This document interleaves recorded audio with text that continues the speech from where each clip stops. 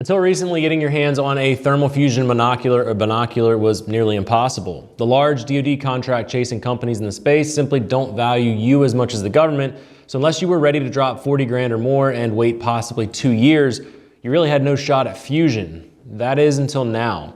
Today I'm going to give you a brief rundown of the Renv-B M and the Renv-B from Rix Optics, how they stack up against current dual band setups, and why I think it's so important to discuss this tech and proliferate it to the masses.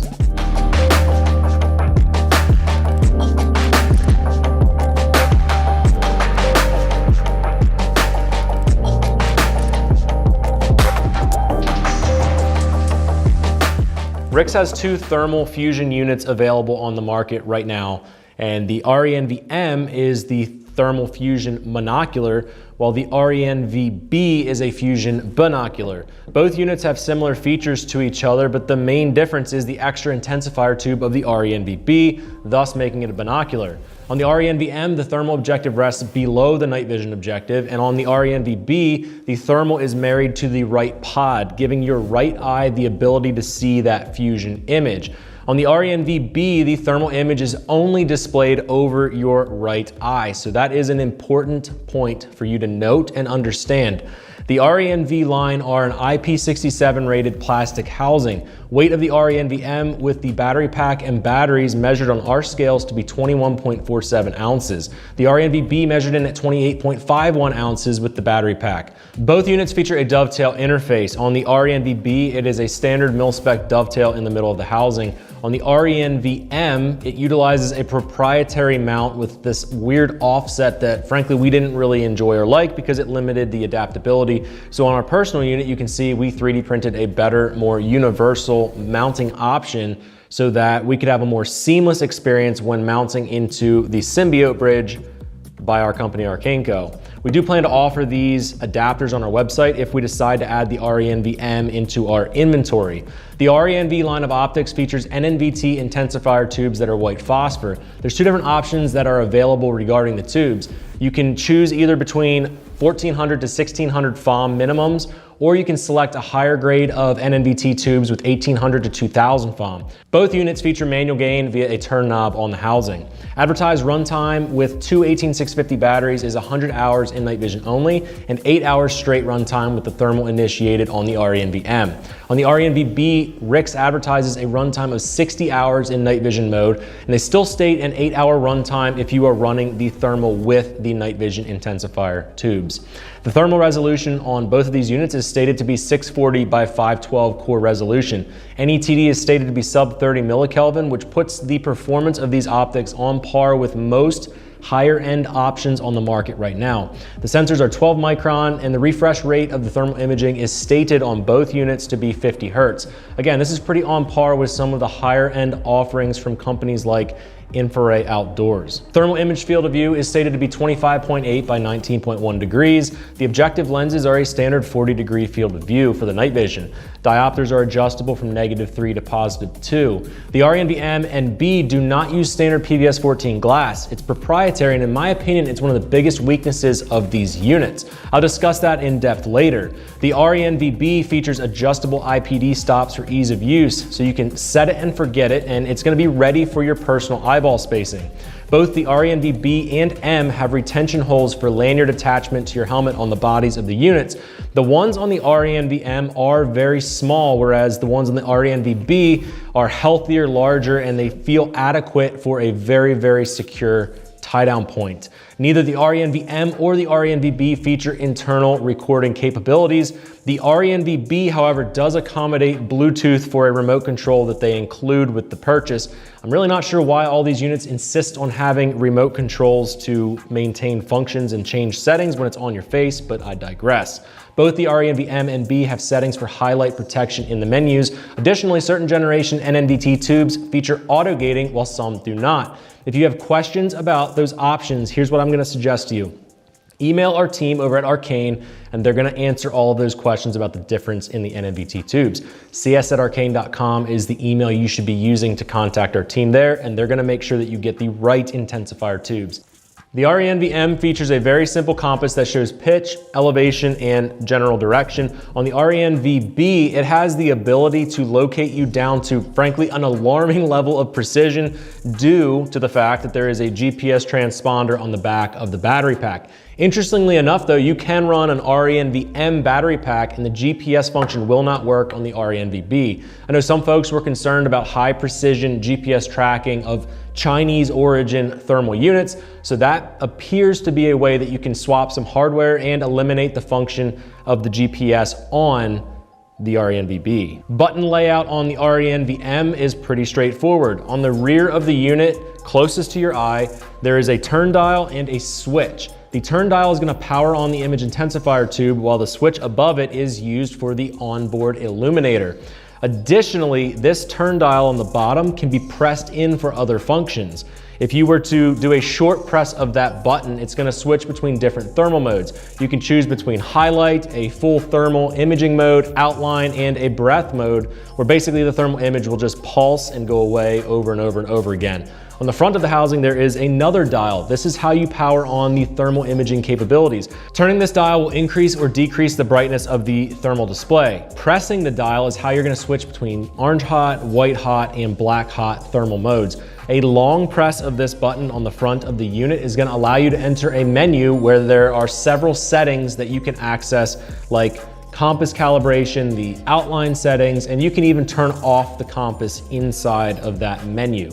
On the Renv-B, the button layout is quite a bit different. On top of the unit, you'll find two buttons. The left button is going to be used to turn on the thermal imaging on your device, and it's going to allow you to access some other functions like switching between different thermal imaging modes. Short, single presses will switch between outline and full thermal imaging mode. The right button is used to turn on the image intensifier tubes. A short button press on the right side will nuke or refresh the thermal image as well. Pressing that right button 3 times is how you turn on the onboard illuminator. Hit it 3 more times and that illuminator goes off. You can run this unit in thermal only mode, intensifier only mode, or of course you can run them together and experience fusion. On the front of the housing is a dial at the top that is also a multifunction switch. The dial is utilized to increase or decrease the gain of the thermal and also the intensifier tube. This dial is tactile and very loud, whereas the Renv-B M uses a smooth adjustment knob with virtually no noise. It's just something that I noticed. When you hold in the dial, it's going to enter menu options as well. And inside those menu options, you can adjust the compass settings as well as some of the other thermal settings. I found that this menu was strangely labeled when you get in, but we'll talk about that a little bit later. In the thermal section of the menu, you can choose several options, including dormancy, twinkle, and bright settings. Bright mode, it puts the unit into an orange hot color palette. Interestingly enough though, the Renv-B M has white hot, black hot, and orange hot. The Renv-B only has white hot and orange hot. I'm not really sure why that is, but it is something I noticed and I expected it to have black hot. It's not an issue for me because I actually prefer white hot, but I did find it odd that the Renv-B did not have it. Inside the menu on the Renv-B, you can also go into set and then calibrate. You can digitally adjust the thermal image to better align with the intensifier tube image. I found that it was helpful the first time I ran this unit and the first time I turned on the Renv-B, as I was able to fine tune the positioning and make sure that all of the images aligned properly, the exact way that I needed them to be. The Renv-B lineup of fusion optics are offered with NNVT white phosphor image intensifier tubes standard. Additionally, you can get your hands on the bare housing for the Renv-B if you want to, and you can plug and play with certain US-based tubes and you could build your own set of binos. That's an entirely different topic for a way more complicated video, but trust me, we built some of these things up with Elbit and Photonis tubes, and it was interesting to say the least once we opened up the guts and played around with the insides of these units. NNVT intensifier tubes have long been thought of as a cheap entry and low performance option. The latest generation NNVT tubes are more expensive than the older ones, but they're beginning to offer even more performance and higher specifications than ever before. Our Renv-B M features a intensifier tube model number PT7834WI. This tube has a converted gain that measured 36,661. SNR is 28.95, EBI is 1.3, and the center resolution is 68 line pair per millimeter. On the Renv-B binocular, the gain measured at 39,402, SNR is 29.18, EBI is 1.7, center resolution is 68. The second tube spec on the Renv-B on the spec sheet stated a 35,976 converted gain, SNR of 29.87, EBI of 1.1, and a center resolution of 64. The FOM rating would be calculated from those specs. It would be 1968 and 1867 respectively for the Renv-B that we have on the table. If you are into specs and you like to nerd out, you're likely surprised by the specs of these NMBT tubes. I know I certainly was. The gain and the clarity of both of these units is extremely impressive, and I had no situations when using this in the real world where I felt like I was at a disadvantage due to the NMBT tubes on board. Highlight and low light performance seemed to be what I would expect from tubes with the specs that I just stated. I will say that when you get into extreme highlight scenarios, these tubes do whine very noticeably. They react to that lighter environment, and it just sort of sounds like this high-pitched ringing and buzzing sound, and because they're on my face, I can hear it really well. I've noticed that other intensifier tubes can do the same thing, but the tubes inside of these units just overall seem to be louder than anything else that I've run when they are balancing in highlight conditions. Just keep in mind that if your unit is making noise that you can hear, it's making the signature, and that could give you away depending on the tech that is employed by whoever you are evading or whoever you are pursuing. I'm legitimately impressed with the performance of the tubes inside the Renv-B M and B that we have. And it just goes to show and goes to further make the argument that these are actually viable options on the market. And considering the price points of both of these, they have to have that performance to be able to be justified. With the 1800 to 2000 FOM NMB tube options now available, for me personally, all of those boxes are now finally checked off with these two units. So that was a wild rundown of the basic specs, and I'm hoping that it was helpful to you. The one thing that I did want to note after all of that is in case I misspoke, misread, or made a mistake with my calculations for some of those converted numbers that I read off, just please simply refer to our website. Our website is always going to have the most up-to-date information, and just please keep in mind that when we're talking about night vision and all of these thermal units, the specs can and do change, and that means that depending on when you watch this video, the specs may be different. Just please keep that in mind, as all of this stuff and the tech in this realm is often very fluid.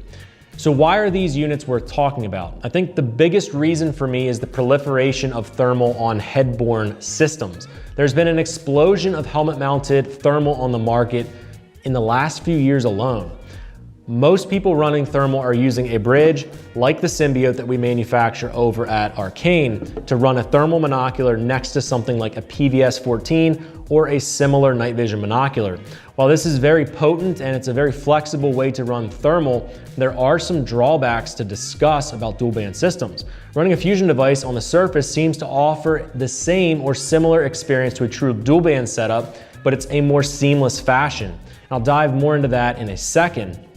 Further, the technology is here, it's present and it's advancing.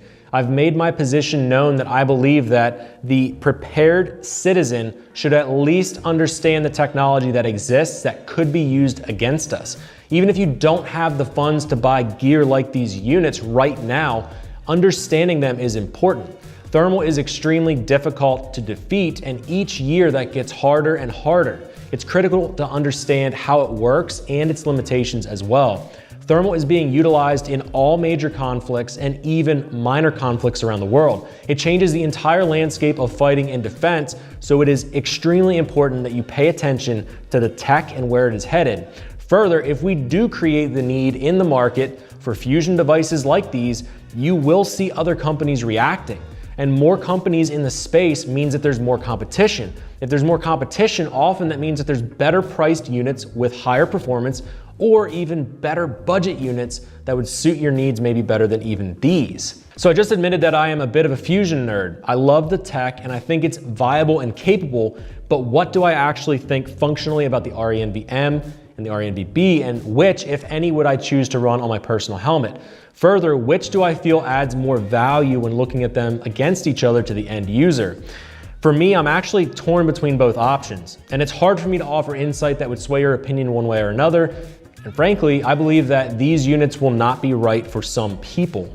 Right off the bat, I lean towards the Renv-B M because I feel like you get more for your money. You're getting fusion for a less of a buy-in. Further, if you couple the RNV-M with the Symbiote bridge and you buy a similarly spec'd RNV-14 from Rix with the same model NMBT tube, you end up getting a dual band system that is basically a fusion hybrid. My biggest gripe about the dual band systems is the fact that there's almost never a seamless merging of the thermal and night vision images in your brain. And in fact, we don't recommend trying to trick your brain into merging those two very dissimilar images. It's just super difficult. But dual band setups with a dedicated thermal monocular do have higher performance thermal that is often more versatile than a fusion unit. See how there's a little bit of a trade-off? I think the real benefit of the RNV-M is the fact that you can swap the unit to your left or right eye with some caveats. The one thing that's annoying about the RNV-M is they placed all of the knobs on the left side, and because of this, and because it's off to the left of the objective, the knobs do bump into your nose if you are right eye mounting the unit. I can successfully run it over my right eye, but it is kind of annoying, and I do wish that they would have positioned the buttons a little differently. If you do choose to run the RNV-M next to an RNV-14, you will find that you basically have the seamless performance of the RNV-B in a more flexible, easier to separate package. You'll invest basically the identical amount if you get the 1800 plus FOM RNV-14 and an 1800 FOM RNV-M and a Symbiote bridge as buying basically that single RNV-B. Additionally, with the ability to separate the units, you can let friends share units, you can simply run in night vision mode, and basically you have binos and fusion with that RNV-14 and the Symbiote bridge. Where I see the RNV-B shining is if you desire to have a true fusion bino and you want a dedicated housing. Additionally, if you desire to have more GPS information for your nighttime navigations, the RNV-B does offer that to you. Further, the RNV-B is a more seamless feeling option and it feels like a complete package. It's super intuitive to use and it's very easy to get acclimated to. But you are married to the thermal fusion being over your right eye. So if that bothers you and you want it over your left eye instead, the only real option would be the RNV-M bridged with a Symbiote and RNV-14. And frankly, grabbing that stuff together may actually be a better option for you anyway. Both of these units exhibit very little lag and the thermal tracks the image you are seeing through the intensifier tube very well. That was one of my most asked questions, and folks were worried about spending a ton of money on one of these units and then experiencing a clunky performance with the thermal fusion. I've had no issues in that regard, but I will say that the thermal overlay is not as fluid and seamless as a dedicated thermal monocular. It's important to keep in mind that units like these are making compromises trying to marry the best traits of night vision with thermal imaging. For those reasons, there will always be trade-offs when we're talking dedicated dual band versus thermal fusion. The biggest trade-offs that I see with these units is the size, the weight, the lower battery life, and frankly, the lower quality of the glass on board. Really, of everything in that list, the optics to me are the worst. The glass is just not as clear edge to edge as most PVS-14s or binos like my PD Pros. Is that a deal breaker? No, it's not, but the images are not as crisp when comparing the image to an RH25 and a standalone PVS-14. Having lower spec glass just overall lowers the perceived clarity and the performance of the tube. It certainly can also lower the viewed clarity, light and gain and contrast of the images in the tube. I know it sounds like I'm beating up on that fact, but I just think it's something that's important to note so you don't buy something you regret. You're spending a ton of money on these units, and I just frankly wish they had better quality glass. That being said, I can function perfectly fine, and the glass is more of a pet peeve to me than a real problem. The performance is great, and I just feel like I would want a little bit better quality optics on these units. Personally, it's just one of those trade-offs that I've noticed while I'm using these units. Further, the RNV-M, the RNV-B, and the RNV-14 are manufactured in China, and I know for many of you that is a big objection where you don't want to buy a unit from China, and we understand that and we resonate with that as well. We would much rather have a US-based product that is comparable or better to the performance of these, but the reality is currently nobody will sell you one of these units direct to your door other than companies like Rix. And that's the unfortunate reality, and until a US-based company decides to step up and change that and offer these products to the consumer base, you're basically left at that dilemma. If you want a fusion device that's on the market and available to ship directly to your door, these currently are the options that you have. So I know the debate is raging where people are wondering if they should get a dual band or fusion. And in my opinion, there's a strong case for either the Renv-B M or Renv-B, but there's still a strong case for a dedicated dual band setup. Our preferred personal setup has an RH25 V2 bridge next to a PVS-14 with one of our higher spec Elbit tubes. We've had great success with this combination mounted to our Symbiote bridge. Many eastern coyotes and foxes have ceased their existence because of this setup, coupled with a capable weapon-mounted thermal scope. Further, a dedicated option like the RH25 V2 affords you even more flexibility as you can mount it as a clip-on unit or a dedicated rifle optic. The Renv options do not give you that capability, so if maximum capability is your objective, the RH25 or a similar thermal monocular might actually be a better option for you. When you start to look at the options like the Renv-B M or a dedicated dual band setup, your price range often is gonna run in the $10,000 to $12,000 range. So no matter which route you're going, you're ultimately gonna be spending about the same amount of money on any of these three options. A dedicated dual band setup allows you to hand pick your night vision intensifier tube. You can go with Photonis, Elbit, L3, or NNVT if you'd like. Since you aren't trying to marry the thermal image and the night vision image in your brain, the tube itself matters little in this case so long as the one that you pick matches the performance that you're looking for. When marrying the Renv-B M to another night vision unit, I personally would stick with the Renv-14 so that I could get as close of an NNVT tube as possible to the Renv-B M. Running a Photonis Elbit or L3 tube next to this mono thermal fusion device would likely give me headaches simply due to the differences in contrast, saturation, color, and temperature of the image between the NNVT and the other intensifier tube. That's just something to think about. You want to get them matching as close as possible. My overall opinion of the Renv-B M and Renv-B are that they are capable units. My biggest negatives I'd give the units are their size, weight, and the lower quality glass of the optics. The positive traits are the seamless nature of the fusion, the fast refresh rate, and the quality of the latest generation of NNVT tubes. These tubes that they're offering now are very impressive in terms of gain levels, center resolution, SNR, and EBI figures. I think either option would serve certain individuals well. I just think you've got to determine what your highest priority would be. And here's my basic breakdown of that formula.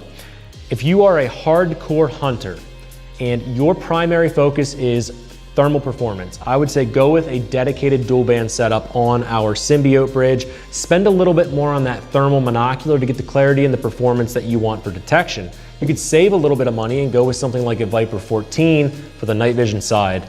If you're more of a flat range shooter and you want seamless depth perception and you don't necessarily care as much about the thermal being on your right eye, the Renv-B is going to be an amazing option for you. If you want a more refined package, you don't want the extra expense of a bridge, the Renv-B may check all of the boxes for you.